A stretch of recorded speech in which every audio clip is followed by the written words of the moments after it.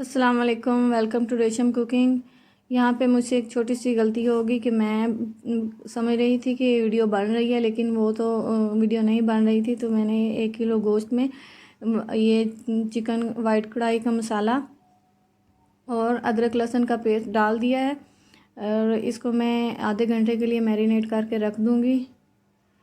तो मैं समझ रही थी कि वीडियो बन रही है, लेकिन बाद में पता चला कि वीडियो तो स्टार्ट ही नहीं हुई।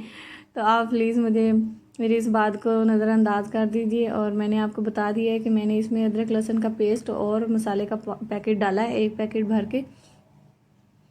मैं इसको आधे घंटे के लिए मैरिनेट करके रख दूँगी। गोश्त को धोने से पहले मैंने इसको सिरका लगा कर भी रखा था और इसको मैंने अच्छी तरह से धो लिया था।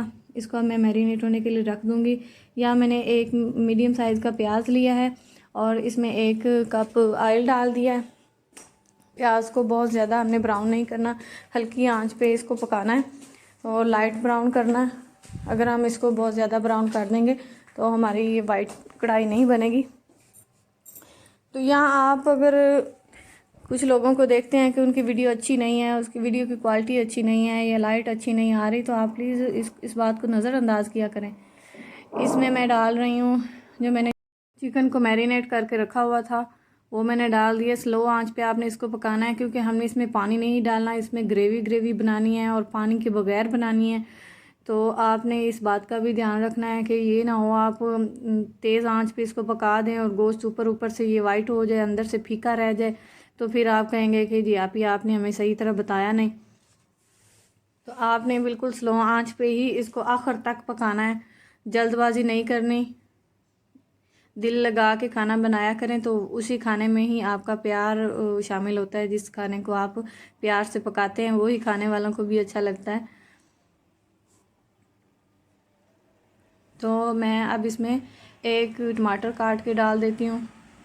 टमाटर मैंने कम ही डाला है क्योंकि मैंने इसमें दही भी डालनी है और बाकी भी मसाले वगैरह डालने हैं, तो ये बहुत ज़्यादा खट्टा हो जाएगा।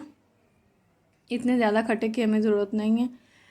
तो टमाटर वैसे भी आजकल बहुत महंगे हैं, तो आप जो चीज़ महंगी हो उससे प्लीज़ कम इस्तेमाल किया करें, ताकि ये हमारे मुल्क में जो इतनी महंगाई हो जाती है ना, तो ये भी इनको भी पता चल जाए। जब हम वो चीज़ कम ख़रीदेंगे तो ये भी चीज़ को सस्ता कर देंगे। तो मैंने इसलिए टमाटर कम ही डाले हैं और मैंने आपको भी ये इसलिए बता रही हूँ कि आप भी इस बात पर अमल करें। तो टमाटर के मुकाबले में कोई और चीज़ डाल दे जिसके साथ वो कसर पूरी हो जाए। स्लो आंच पे ही मैं इसको पका रही हूँ। उसकी भुनाई अच्छी तरह से करनी है। अगर भुनाई नहीं होगी तो गोश्त में जो अच्छा टेस्ट आना है वो नहीं आएगा।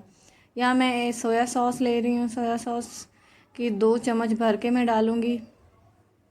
ये भी आराम से किसी भी जो सौदा सलफ वाली दुकान होती है आराम से मिल जाता है, कोई इतनी बड़ी चीज़ नहीं है और आपने भी परेशान नहीं होना। अगर आपके पास नहीं है तो उसको आप स्किप भी कर सकते हैं, ना भी डालें तो भी कोई मसला नहीं है। अगर डाल देंगे तो इससे जो गोश्त का टेस्ट है वो बहुत ज़्यादा अच्छा होके आता है और गोश्त अंदर तक टेस्ट आता है तमाम मसालों का। तो आप देख रहे हैं कि मेरा कैमरा थोड़ा सा हल जुल रहा है, तो आपने प्लीज़ इसको नहीं देखना। मैं कोशिश करूँगी इंशाल्लाह इसको मज़ीद बेहतर करूँ, बस आपका साथ हो तो फिर तो मैं कर सकती हूँ। इसमें मैंने नमक डाला है, नमक डालने लगी हूँ क्योंकि नमक की क्वांटिटी मैं आपको नहीं बताऊंगी, क्योंकि नमक हर कोई अपने टेस्ट के मुताबिक खाता है। कुछ लोग ज़्यादा खाते हैं, कुछ कम खाते हैं, तो नमक आपने अपने हिसाब से डालना है। और वैसे भी आप शुरू में नमक थोड़ा सा कम ही रखें क्योंकि हमने दही भी डालनी है। तो जब ये गोश्त बन के तैयार हो जाएगा ना, तो अगर हम इधर ही नमक पूरा कर दें तो वो हमारा नमक ज़्यादा हो जाएगा आखिर में। 1 चम्मच मैंने सफ़ेद मिर्च डाल दी है। इसमें हमने रेड मिर्च नहीं डालनी क्योंकि हमें वाइट चिकन कढ़ाई बनानी है, तो वाइट ही चीज़ें बनानी है, डालनी है हमें। यहाँ मैंने चिली सॉस डाल दी है 2 चम्मच भर के।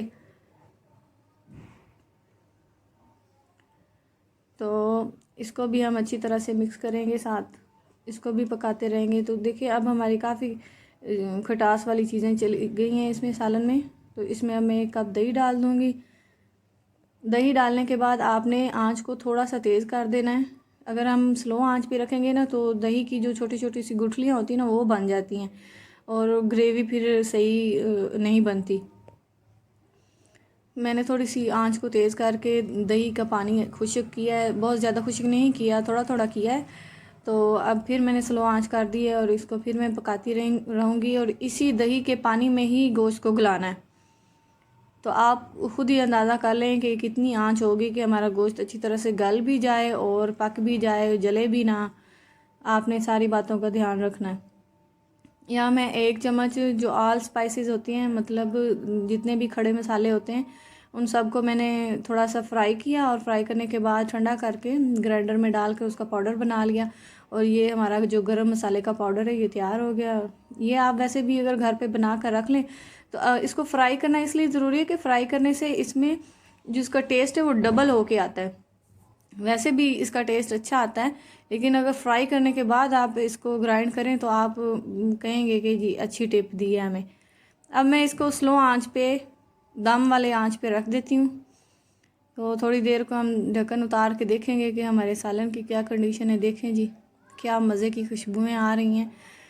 तो मैं आपको बताऊं कि मेरे घर वालों ने बहुत ज़्यादा इसको पसंद किया। आपने भी इसको बनाना है और मुझे ज़रूर बताना है कि ये कैसा बना और आपको खाने में कैसा लगा। इसको मैं आपको डिश आउट करके भी दिखाती हूँ, डिश में डालते हैं। तो मैंने इसके ऊपर ब्रीक ब्रीक अदरक काट के और धनिया डाल के, पुदीना डाल के इसको ऊपर से थोड़ा सा सजा दिया है। तो आप भी इस तरह से ही, आप खुद भी खाना हो तो इसी तरह से खाएँ। तो अल्लाह हाफिज़।